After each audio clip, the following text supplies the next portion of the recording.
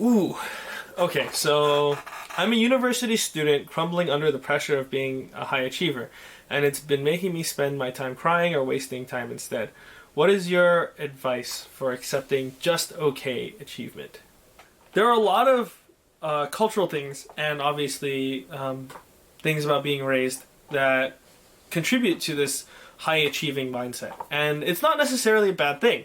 But in your case, it sounds like you're trying to accept this idea of like, sometimes I don't have to be perfect. And there's no like magical formula to being like, yeah, this is how you start to be okay with it, right?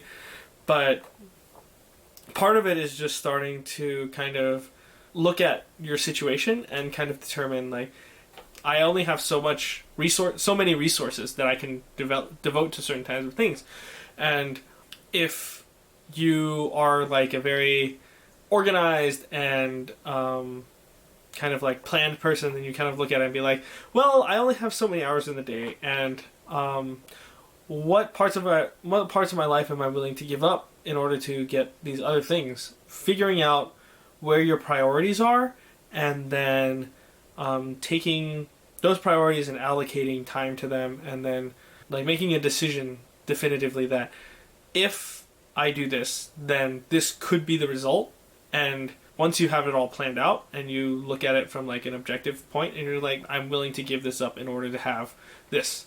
In your case, like, am I willing to give up these like perfect scores in order to get some peace of mind, to be able to rest, to start to think about it logically, like, if I continue to try to go along this path, will it be better off for me or will it not be better off for me? And there are a lot of probably underlying thoughts that are going on in your head, but generally it's just kind of figuring out what works for you in terms of prioritizing and making sense of what's happening.